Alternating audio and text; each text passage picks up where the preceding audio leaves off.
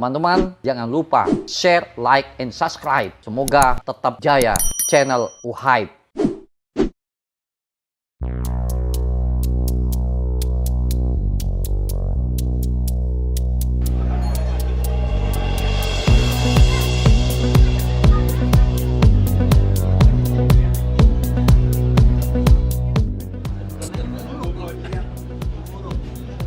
Sambil menunggu Bapak Wahid, sambil jalan acara kami mulai.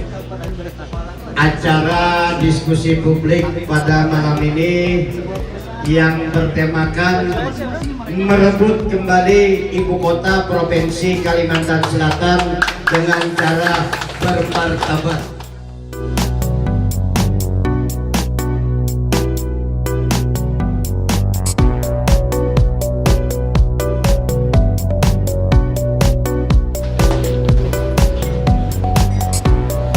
Selamat datang Pak Wahid.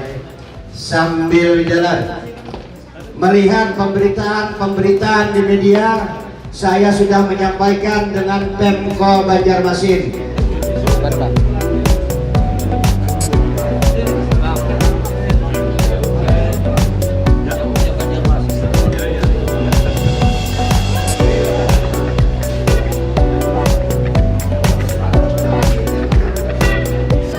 Padahal selama ini sih enjoy aja sisanya pusat pemerintahan itu ada di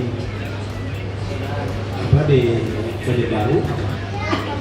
Kemudian ibu kota ya tetap di Kalimantan Selatan seperti konsep lama dulu kan. Ibu kota Malaysia tetap Kuala Lumpur, sementara pusat pemerintahannya ada di Putrajaya. Konsep itu sebenarnya sudah lama memang ada pergeseran, saya memberi pengantar dulu, ada pergeseran budaya ketika kita melihat lambang logo atau lambang Provinsi Kalimantan Selatan itu rumah hubungan tinggi. Dalam sejarahnya rumah hubungan tinggi itu tidak pernah ada di gunung, pasti ada di tepian sungai. Dalam sejarahnya tidak pernah ditemukan, karena dokumentasi Belanda sendiri kita temukan bahwa rumah hubungan tinggi itu pasti ada di tepi sungai, tidak ada di tepi gunung. Misalkan Kesultanan Banjar pindahkan pusat kerajaan di Karangintang, itu tuh ada sungainya Karangintang. Dan budaya sungai itu akan hilang dengan sendirinya ketika Kalimantan Selatan identik dengan sungai dipindahkan.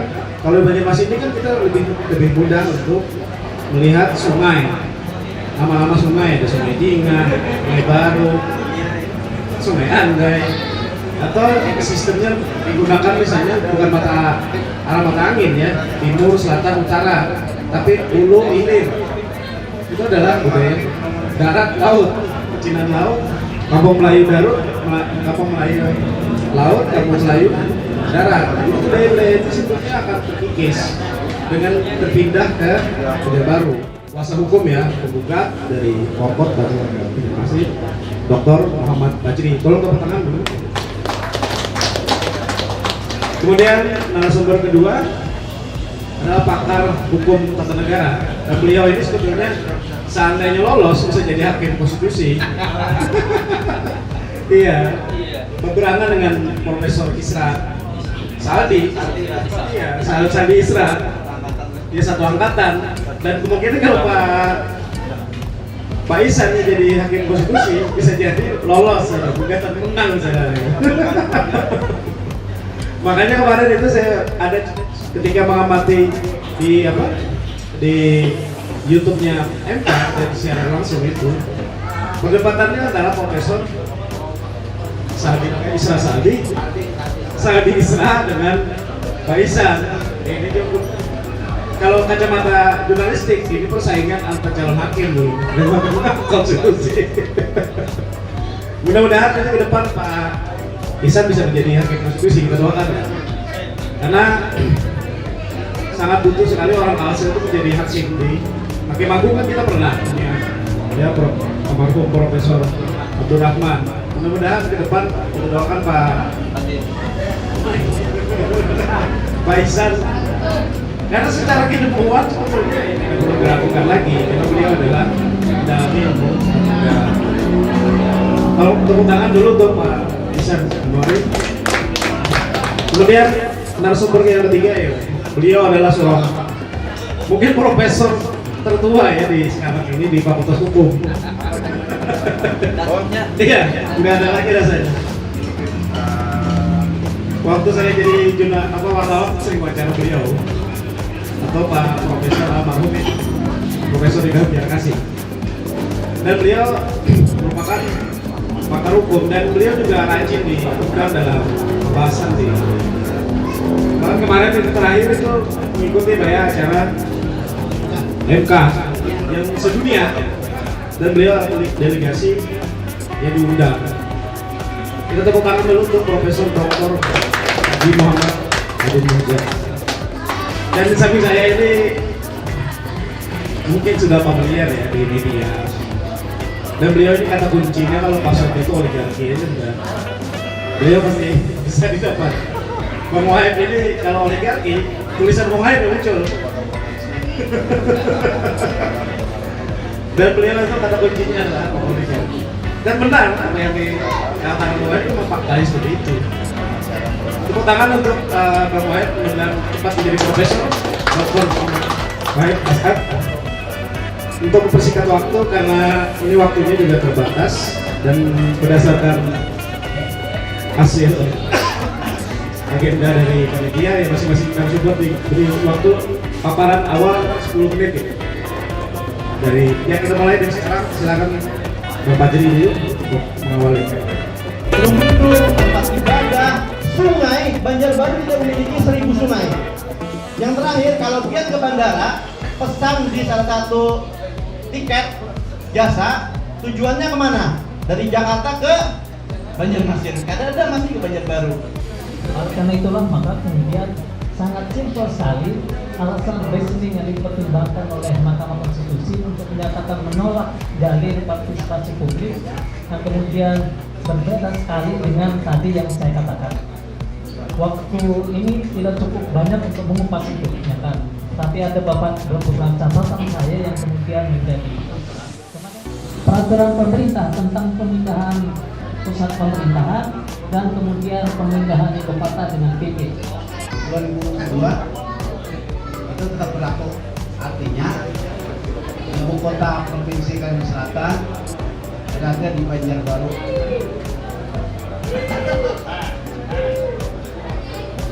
Nah, yang diinginkan oleh kawan-kawan bahwa bagaimana mengembalikan ibu kota provinsi Kalsel ke Banjarmasin.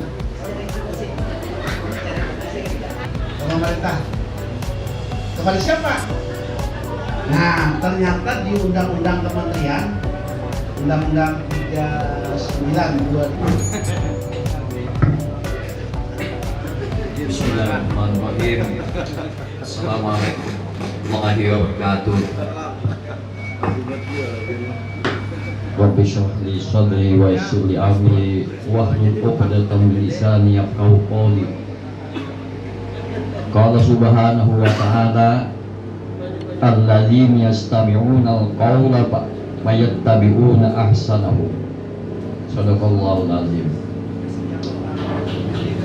Kawan-kawanku semua yang saya banggakan, di sebelah kanan kiri saya ini pembicara 3 orang, semuanya berlatar belakang ilmu hukum. Saya tidak punya ilmu hukum, jadi saya tidak perlu mengotak-atik pasal karena itu bukan ilmu saya. Background saya adalah doktor dalam bidang ekonomi, politik, dan kebijakan publik.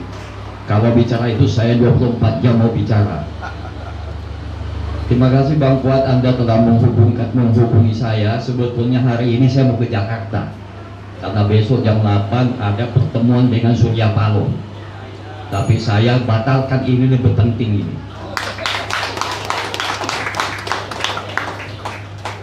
Kita sedikit menyisahkan hati dan pikiran kita ketika menyaksikan setiap hari di ruang publik soal sidang Sambo, soal maling MK dan lain sebagainya. Jadi habis energi politik kita, pikiran kita terkuras di Jakarta. Jadi perlu juga kita sisahkan pikiran dalam bentuk lokalistik, misalnya bagaimana tanah bumbu ambrol akibat eksploitasi tambang batu bara.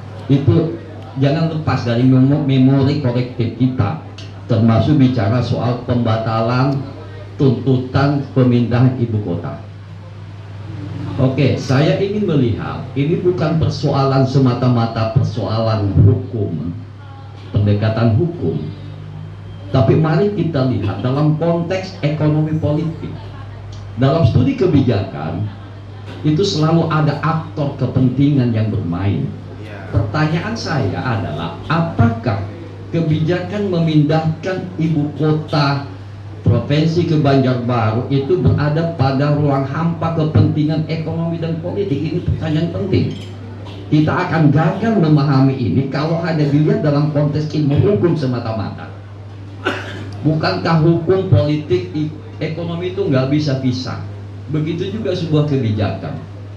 Semua teori mengatakan keputusan politik, keputusan kebijakan itu selalu terkait dengan kepentingan politik. Kalau saya ingin mengatakan, apakah tidak ada hubungan dalam konteks dinamika politik lokal di Kalimantan Selatan, pemindahan ibu kota? Ini pertanyaan penting. Apakah pemindahan ibu kota provinsi ini steril dari ruang hampa kepentingan ekonomi dan politik? Masyarakat bila saya tanya, pindahkah, kadakah? Kada ada pentingnya bagi kami. Mau kayak di Jepang, itu wawancara saya di bawah jembatan di dekat kantin-kantin di Wasaka. Kayak apa pendapat pian Bu? Ini ibu kota kita pindah nih, pindahkah, kadakah? Kada ada gunanya bagi kami nakek. Artinya yang ribut ini kan Bang Fuadi aja dan kita-kita ini. Ya. Adinda Fajri, Prof. Ihsan awal kan kita. Jawab yang takoni 10 orang, ambil sampel 10, jawabannya pasti sama. Pindahkah, kadakah? Kada ada untungnya bagi rakyat kecil. Lalu apa kalselnya ya? Selaras ini kayak ini pak hidup kami. Tapi ini soal perdebatan intelektual akademik, perlu juga pak kita mengkaji secara teori, secara konsep dan politik. Melihat itu, kalau menuruti kehendak rakyat Kalsel ini, pindahkah, kadakah? Kan ada gunanya bagi mereka. Kalau di pikiran Habib Banua ini beda pulang kan, karena dia seorang politisi, harus kita perjuangkan. Nah, saya menarik tadi Bang Ihsan apa Bang Anwari, Bang Hadi bilang, karena kita lemah dalam komunikasi politik sehingga orang MK kada paham. Pertanyaan saya, boleh anggota DPR di Jakarta yang 10 orang lebih itu pertanyaan penting. 11 ya, iya tanpa DPD. Itu pertanyaan karena ada disinggung tadi. Ini soal macetnya komunikasi politik. Wajar dong kita mempertanyakan. Boleh bahwa rakyat di Kalsel yang 11 orang. Kenapa begitu gampangnya Prof. Ihsan al-Maksud berdebat dengan Isra Salbi, tetap tidak selalu mentah. Berarti pressure politik kita lemah. Yang kemudian juga untuk ada namanya forgot civil society. Ini karena pemerintah kan gak rusak. Dalam studi kebijakan publik, state itu harus ada namanya private sector dan civil society. Negara ini gak bisa tegak pak. Kalau hanya hegemoni negara namanya state, harus ada private sector, kekuatan swasta dan civil society. Civil society termasuk forgot ini. Orang yang punya konsep terhadap bangsa dan negara. Nah sekarang begini, apa saya desentralisasi otonomi daerah? Ini kan sama jangan sama Orde Baru kayak ini. Bagaimana sentralistik kekuasaan? Saya sudah diwawancara dari jejak kami soal ini. Silakan baca wawancara saya. Kenapa pula Ibnu Sina, wali kota kita, membatalkan ini di saat-saat mau diputuskan? Ini aku menjadi tanda tanya. Kemudian bersamaan dengan ulang tahun kota Banjarmasin. Ini penting ini Bang. Mari saya mendukung ini. Kapan kita ada pertemuan lagi? Jadi ini bukan persoalan soal hukum. Kalau berdebat persoalan malah pahit. Kadang mungkin, tapi perlu dilihat. Ini ada aktor yang bermain. Bisa saja politisi dari Kalsel yang yang menginginkan dia harus pindah. Ya, bisa saja. Sangat disayangkan ada 11 anggota legislatif kita di pusat tidak ada lalu kisahnya. Kecuali Habib Bangwa. Al-Mukarram wal-Muhtaram Dr. Abdurrahman Bahasim. Selawasan ini kok anggota DPK nya Habib Bangwa aja kan Bepandek. Betul nggak? Yang lainnya goreng berataan. Sama dengan anggota dewan kita yang 11 orang. Apa kisahnya? Gaji yang puluhan juta. Maaf aja Pak. Ngomong politisi kayak Faisal Akbar yang dulu itu kan. Siapa namanya yang dari PKS yang pindah kan? Pak Hari Hamzah. Ada juga kisahnya orang NTB bangga. Itu omku. Itu sepupuku. Apa politisi Kalsel nih? Ada juga namanya di TV. Kalsel sebagai daerah tambang sumber daya alam terbesar kedua nasional. Ternyata IPN kita masih Human Development Index kita, kualitas pembangunan kita ranking ke-25 dari 34 provinsi. Apa kisah? Ada 3, infrastruktur, ekonomi, pendidikan, dan kesehatan. Kalau saya anggota DPR ini, saya kan bilang minta royalti yang sebesar-besarnya. Karena habis tambang ini, gundul hutang rusak, tidak berimbang dengan pembangunan infrastruktur sosial ekonomi. Nggak ada, tidak ada dalam teori. Saya di disertasi saya ini mengenai tambang dan tidak ada yang bantah sampai hari ini. Tidak ada teori yang menjelaskan bahwa negara yang kaya sumber daya alam itu berbanding lurus dengan tingkat kesejahteraan sosial masyarakat. Bahkan secara teori, negara yang kaya sumber daya alam itu justru pemerintahnya cenderung koruptif karena menggunakan kekuasaan dan regulasi untuk memeras rakyat. Ini contoh di Afrika. Silakan biar baca Block of Diamond. Ya, bagaimana film bercerita eksploitasi sumber daya alam di Sierra Leone yang kanyang adalah aparat-aparat militer, penguasa dan pejabat.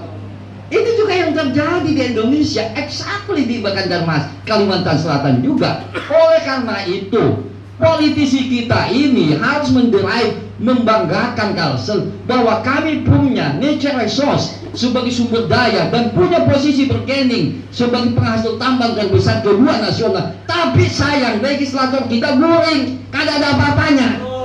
Nah, oleh karena itu saya mendukung ada memang penguatan institusi civil society. Kampus juga guring. Ya sama aja sebetulnya Habib Abdurrahman ini. Dosen juga guring. Ya ada. Bahkan jadi lingkaran setan. Lingkaran hantu naraban seberataan. Ya kan? LSM jadi tim sukses malah. Iya. Bahaya ini. Nah, oleh karena itu sekarang ini di tempat ini ya, mari kita rumuskan supaya kita menghabisi kopi aja malam ini. Apa yang harus kita lakukan dari Pak Ahmad Fajri? Pak Muhyiddin siap mendukung. Ya, saya siap mendukung kalau perlu kita ke Jakarta. Ya, selama ini kan saya tidak pernah tahu nih. Ya, gak pernah dihubungi, gak apa. Pada aku pernah pergi aja ke Jakarta nih. Tahu aja. Setelah kayaknya hanya Didik menelpon, bang kayak apa nih bang pemindah ikut apa aja kok ini nah Didik Gunawan ini malam ini telepon oleh siapa bang Nispo Adi nih. Karena kita nih memang kurang komunikasi. Seharusnya kita menciptakan social pressure. Bagaimana civil society gak bisa dilawan dengan sekedar pendekatan perdebatan hukum. Lapa NKRI ini ketua MKB Pak Jokowi. Maka kita kada kawa Ya, saya dengar syukur alhamdulillah sudah diganti di Ampiri semua. Ketua MK yang di Ampiri? Bukan. Belum. Apa tadi itu yang Ampiri itu? Hakim-hakim itu. Skenario. Mas Suwanto. Ada penting orang kayak itu mencari keadilan di mana rakyat ini, iya kan? Kan saya selalu bilang di YouTube, kan saya sekarang kan jadi YouTuber di Kalsel nih, iya kan? Apa kita mencari kekuatan apa namanya perlindungan rakyat? Hanya rakyat menciptakan hukumnya sendiri, karena ada semacam disappointed of the people, ada pengkhianatan saudara rakyat. Rakyat nggak percaya lagi dengan penguasa sekarang. Pemerintah sekarang sudah kehilangan kompetensi, ngurusin dirinya aja nggak becus, boro-boro ngurus rakyat 272 juta, iya kan? Gimana Bi? Ngurusin dirinya aja nggak becus, ngurusin rakyat 210 juta. Hah? Jadi masyarakat itu sudah nguyak, sudah kehilangan distrust, kepercayaan. Apalagi namanya hukum. Lihat aja kasus-kasus Ferdy Sambo sama Teddy Minahasa. Apa kabar? Masihlah percaya dengan penegakan hukum seperti ini? Jadi mari kita jadi maling berataan, ya kan? Gak ada. Jadi masyarakat sudah mengalami statelessness feeling. Dalam teori politik ada dikenal mas statelessness feeling, perasaan tidak memiliki negara. Mungkin termasuk saya. Apalagi masyarakat di Pulau 9 dalam hal ekonomi gak hadir. Apalagi di tempat saya Pulau Masa Lembu. Saya pernah ke Kalbar. Di Kalbar itu ada kabupaten 5 berbatasan dengan Malaysia. Kabupaten berbatasan dengan Malaysia. Saya tanya, kemudian juga di Kalimantan Utara. Kebetulan orang Bugis, saya tanya, bagaimana Anda sebagai warga negara NKRI? Apa kamu bangga, Pak Daeng Sangkala? Saya bilang, NKRI di dadaku, Malaysia di perutku. Hah? Jadi pagi di Indonesia, NKRI di dadaku, sore hari di Malaysia jadi penyelundup, semongkel. Kenapa ngomong tuh? Anakku bisa sekolah di Jogja harus kayak ini. Bukan dari negara, saya tidak merasa negara ini hadir dalam kehidupan saya. Dan ada sekian puluh juta rakyat Indonesia tidak memiliki negara. Jadi omong kosong orang bicara nasionalisme, Pancasila, NKRI. Orang yang maling perampok itu yang kujak-kujak nasionalisme NKRI. Bupati-bupati yang maling merampok akibat pilkada yang dihambur-hambur itu. Jadi kita dipercaya sama siapa?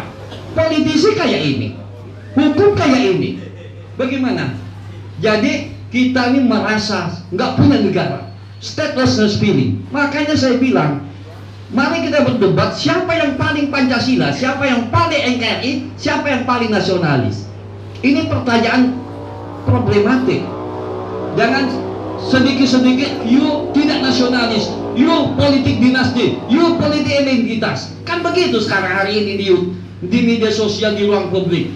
Karena Habib Banwa tuh bicara Islam, ini politik identitas nih. Mana nggak ada politik identitas di dunia? Di Filipina, saya ada 3 kali di Filipina.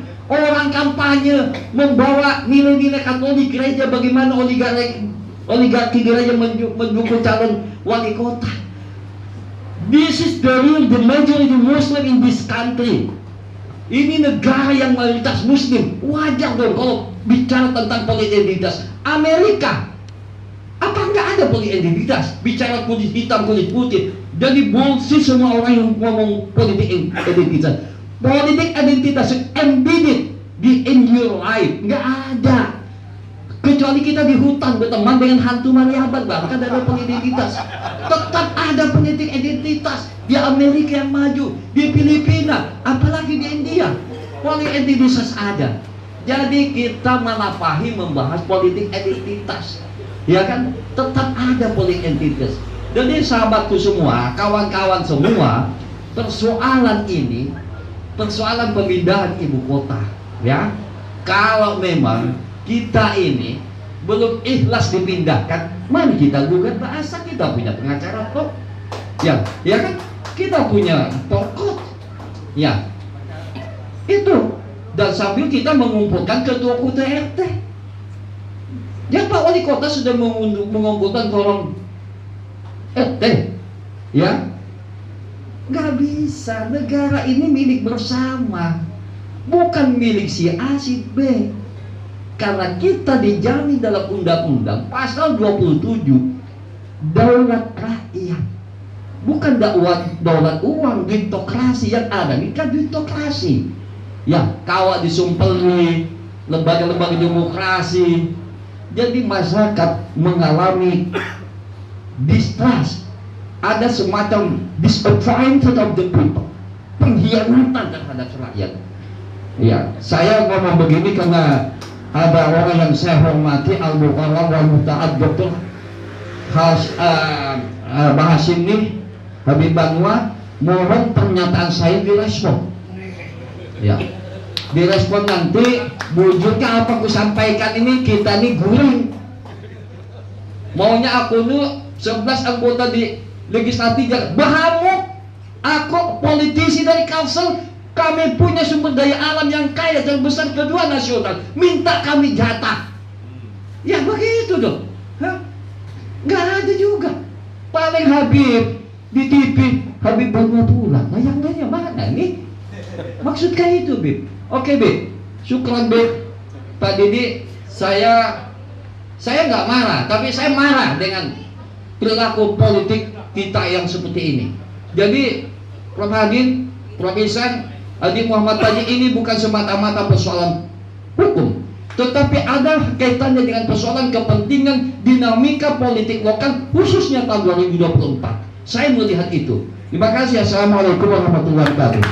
Waalaikumsalam warahmatullahi wabarakatuh. Ini langsung aja berarti konfirmasinya. Untuk nggak disebut tadi ya, hanya disebut legislatif DPR RI, 11 DPR RI, bukan DPD lah. Oh ya gitu lah. Langsung aja lah. Sebentar, saya lagi Habib Banua. Habib Banua beberapa minggu yang lalu ada memberikan solusi kepada Pemkot Banjarmasin. Ya, jadi inilah yang akan disampaikan oleh Habib Banua biar publik mengetahuinya. Silakan Habib Banua.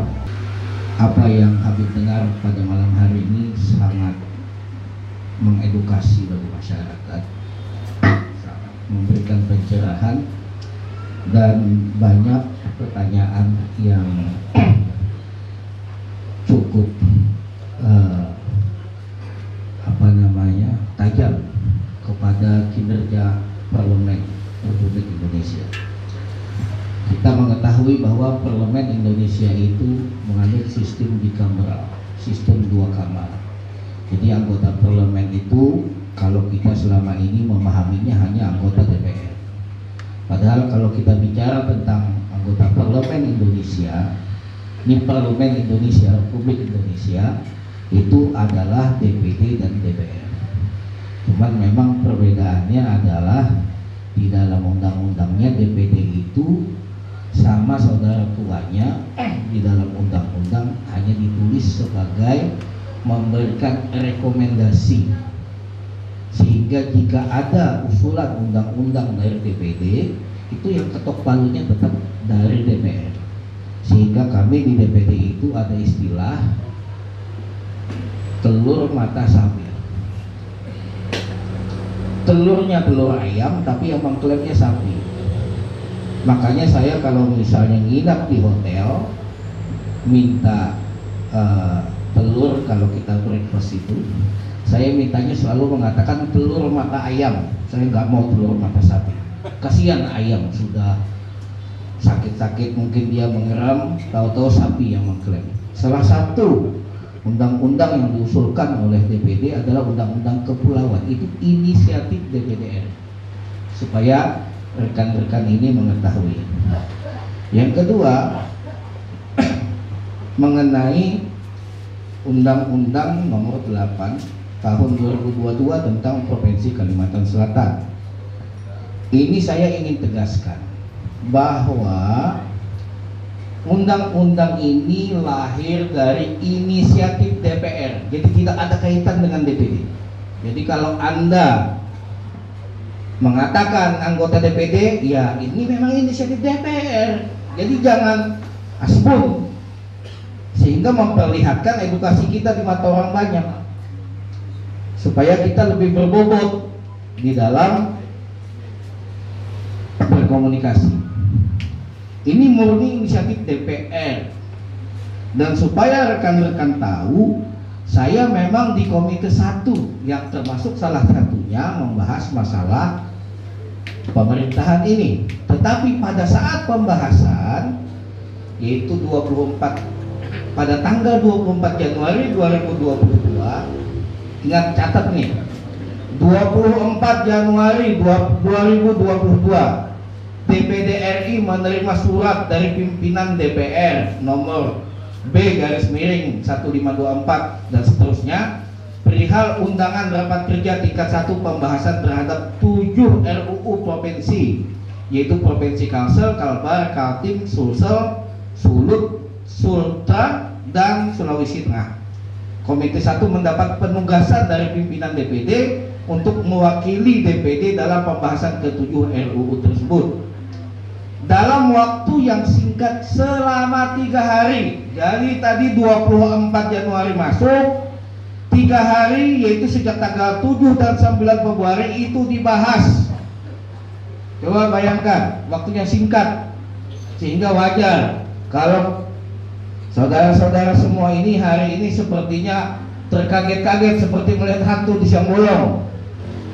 Kita aja di DPD itu cuma waktu 3 hari membahas, dan saya juga tidak tahu sebagai anggota komite.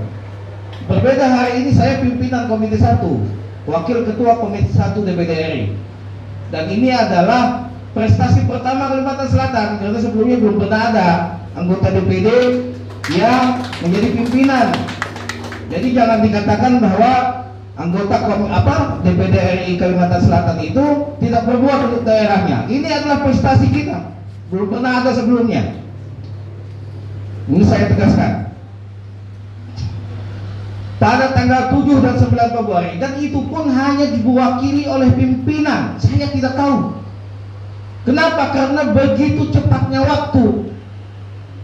Saya sudah menceritakan kepada Adinda Patri mengenai hal ini via telepon. Saya sempat menanyakan kepada pimpinan pada waktu itu dan juga kepada Pak Kabak Komite 1, kenapa saya tidak dilibatkan? Saya bilang, ini masalah daerah saya.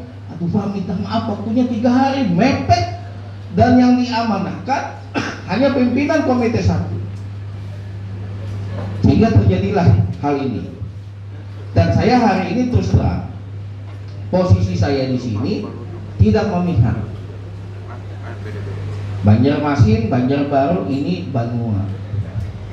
Cuman hari ini ada aspirasi dari masyarakat Kota Banjarmasin yang tentu saya juga harus mendengarkan, dan tentu saya juga harus menjelaskan duduk permasalahan. Kemudian di dalam rapat tersebut, yaitu di Timja, kemudian di tim Perumus dan tim sinkronisasi dengan pemerintah, dalam hal ini Kementerian Dalam Negeri, pembahasan RUU hanya terdapat pada 4 materi muatan. Ini biar clear, yaitu dasar hukumnya apa, cakupan wilayah, karakteristik wilayah, dan sinkronisasi peraturan perundang-undangan. Tidak ada pembahasan tentang pemindahan ibu kota. Jadi di DPD tidak ada pembahasan tentang pemindahan ibu kota Banjarmasin ke Banjarbaru. Ini biar clear. Jadi jangan asbun lah. Sebab saya terus terang, saya ini memakai gaya orang Makassar, Pak. Terus terang saya di Senayan itu stylenya saya style Makassar.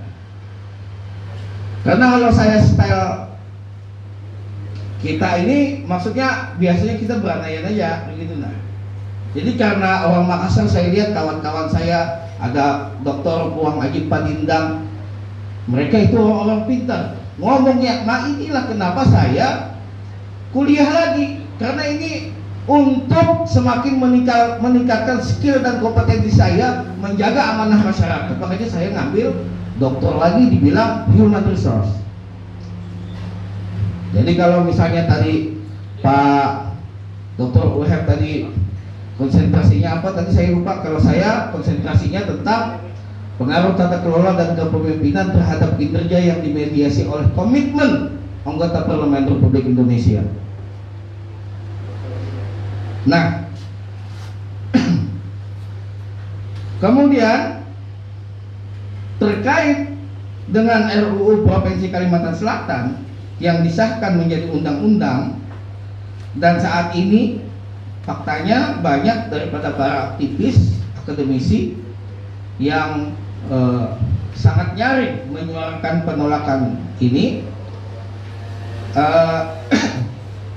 Menurut saya itu ya karena memang wajar karena memang dari kita di DPD saja begitu singkat pembahasannya, hanya 3 hari, dan tidak ada pembahasan tentang pemindahan ibu kota dari Banjarmasin ke Banjarbaru. Dan kemudian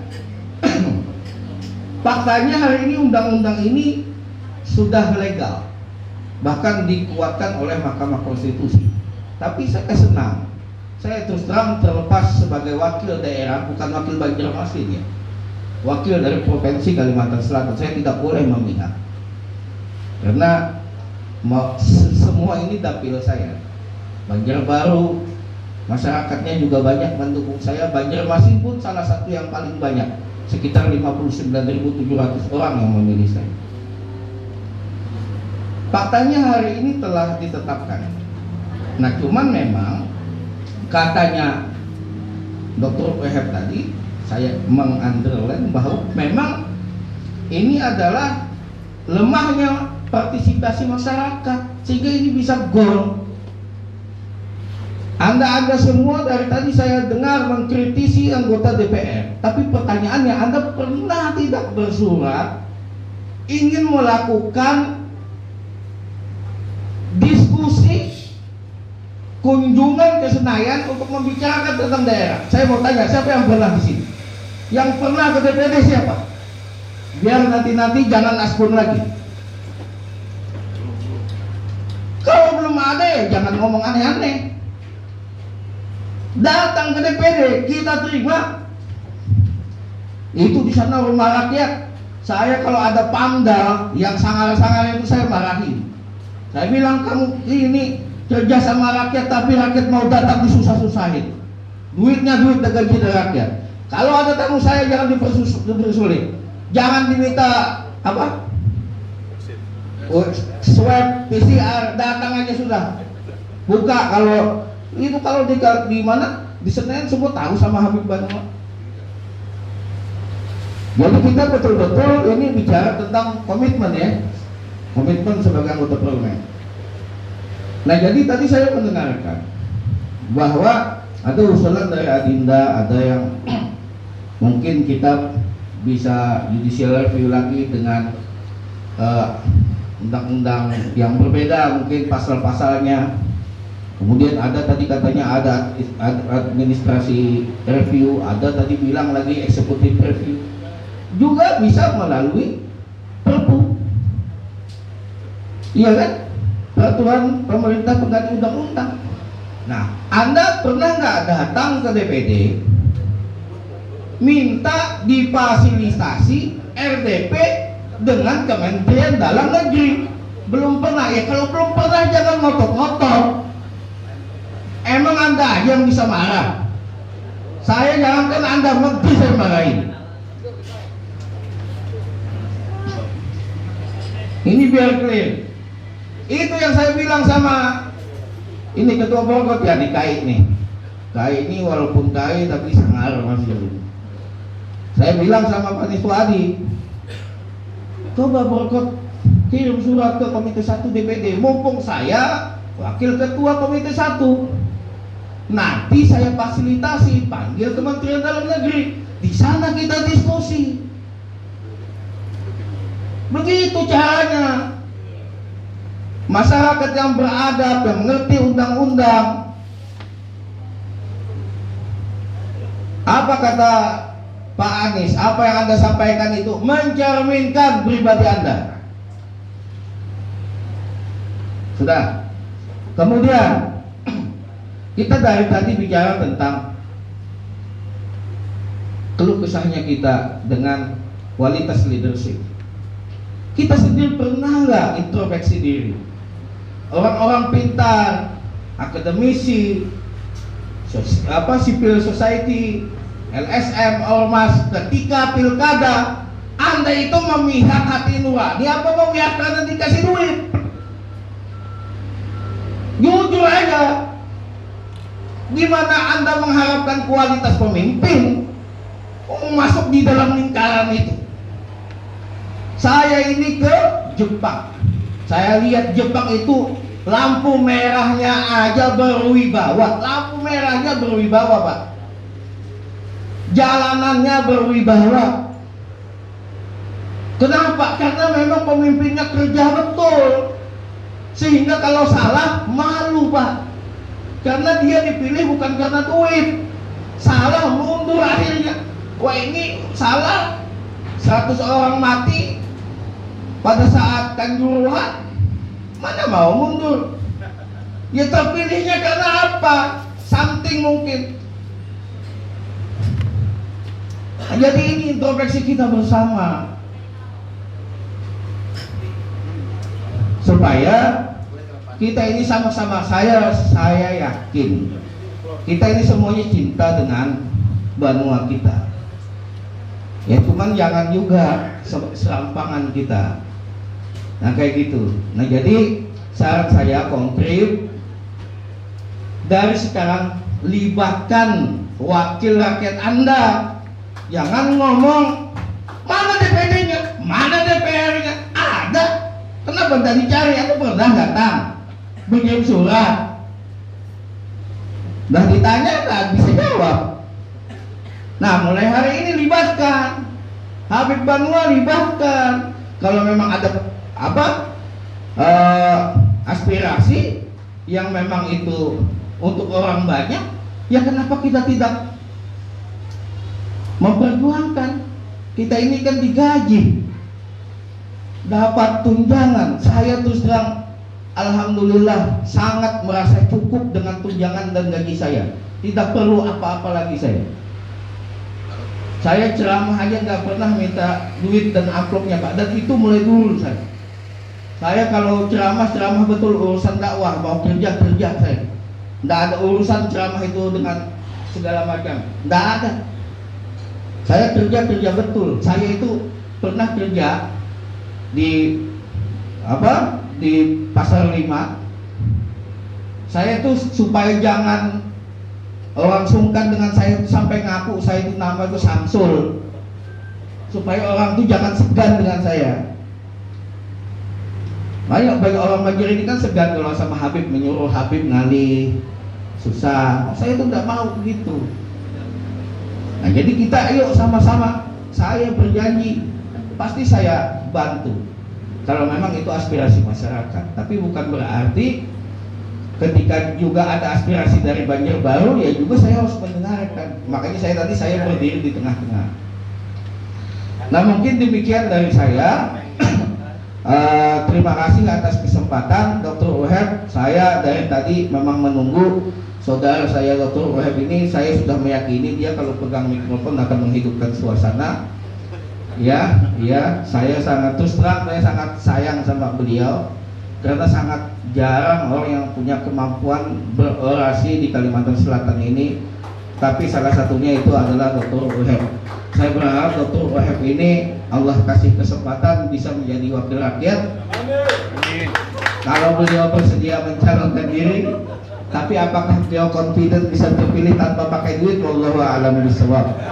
Tapi sebagai orang yang peduli kepada masyarakat, saya sangat senang orang-orang yang punya pendidikan, skill, kompetensi mau berjuang di parlemen yang ada di Indonesia di semua tingkatannya. Mungkin demikian dari saya. Terima kasih. Allahul muwaffiq ila aqwamit thoriq. Wassalamualaikum warahmatullahi wabarakatuh. Waalaikumsalam. Semakin malam semakin panas kayaknya. Habis di Kalimantan RIS ya, produk RIS. Merasa begitu ada keputusan MK ya sudah selesai. dengan cara bermartabat. Langkah konkretnya mungkin bisa dijawab oleh Prof. Adin atau Pak Ihsan atau dua-duanya. Kalau saya sudah naik itu lupa turun biasanya, walaupun sudah mangga gitu. Saya melihat ini persoalan susah untuk tidak mengatakan bahwa ada juga soal politik ekonomi. Ya, jadi bukan persoalan soal hukum sengketa. Ya, biarlah bapak-bapak ini yang pakar hukum. Tapi saya melihat ini terkait dengan persoalan dinamika politik lokal dalam konteks bagaimana dinamika di kawasan. Saya tetap menyayangkan legislatif kita. Di situ kan 11 orang. Masa sama sekali tidak memiliki power, punya posisi bergaining komunikasi politik.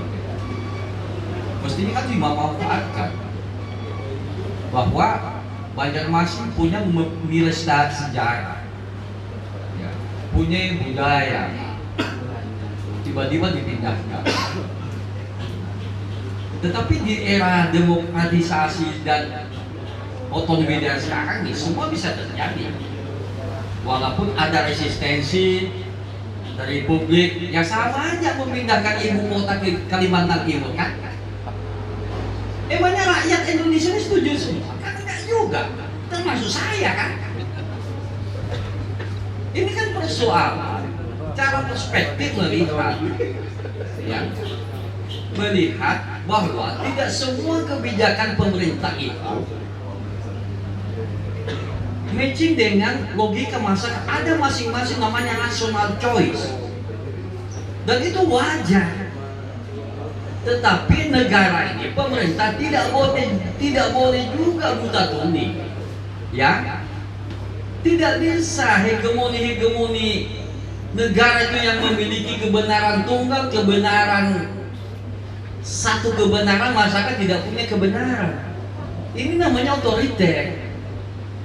Karena kita hidup di alam demokrasi dan dijamin oleh undang-undang. Nah, kalau masyarakat punya aspirasi lain, perlu dipertimbangkan dong dengan argumentasi, dengan argumen masing-masing. Saya kira Pak Ihsan paham gitu. Tapi lagi-lagi dikalahkan oleh instrumen hukum. Tidak mempertimbangkan variabel yang aspek sosial, ekonomi, budaya itu nggak ada dalam otaknya MK itu. Ya kan? Makasih. Oke, langsung aja ke masalah hukumnya. Saya ambil hikmahnya aja kita. Ambil hikmahnya. Jadi ternyata kita ini perbesarnya dan sedang dicari siapa pemimpinnya. Iya. Dulu lah waktu ada diskusi di hotel Victoria apa samping itu. Dulu kan mentokohkan Haji Ridwan sama Pak Ustadz. Nah, menganggap itu tokoh kasar lah. Di mana-mana di beberapa daerah ada yang panutan.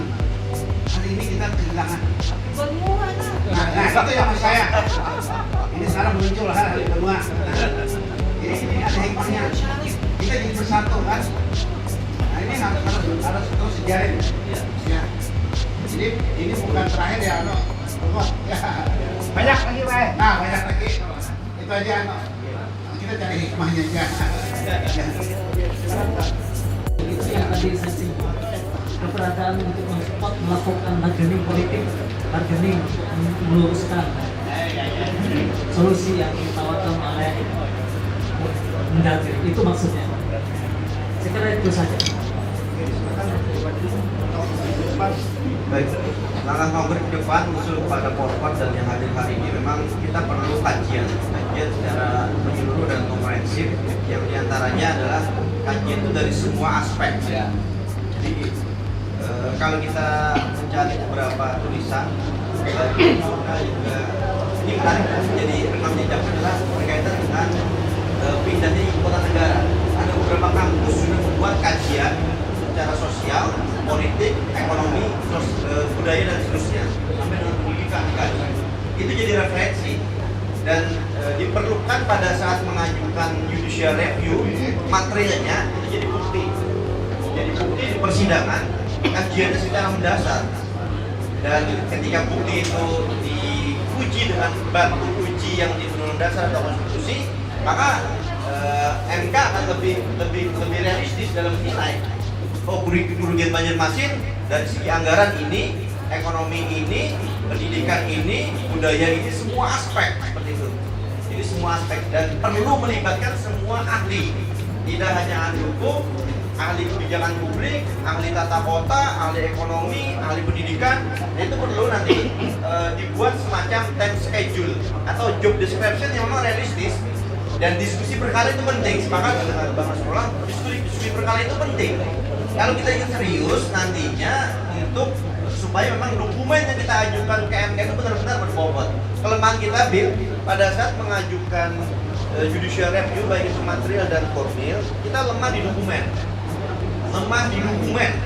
Naskah akademik itu macam-macam versi. Undang-undang macam-macam versi. Risalah kalau kita lihat di website keterbatasan kita akses. Nah ini nanti perlahan juga 1 tahun ke depan, 2 tahun dianalisis semua dokumen berkaitan dengan pembentukan undang-undang Provinsi Kalsel ini. Kalau dokumen sudah dapat, nanti kita tinggal bentukkan dengan material. Lanjutnya dari pokok dan ini sebagai closing statement sebagai organizer ya. Ini kan tantangannya di pokok lagi ya. Defend and Vera-nya yang sangat dirodobal lagi ya. Belah bambu. Silakan jawab. Terima kasih. Ini satu paragraf penutup. Inilah rohnya dari pertemuan pada malam ini. Bukan mencari siapa yang salah, bukan mencari siapa yang kalah. Kita harus mencari solusi menggugat kembali atas berpindahnya ibu kota Provinsi Kalimantan Selatan dari kota Banjarmasin. Banjarmasin masih menolak dan Banjarmasin menggugat kembali. Julastis tunggu kedatangan warga Banjarmasin di Jakarta. Mereka. Assalamualaikum warahmatullahi wabarakatuh. Acara kita tutup dengan penyerahan piagam penghargaan kepada 4 narasumber pada malam ini. Silakan Ibu.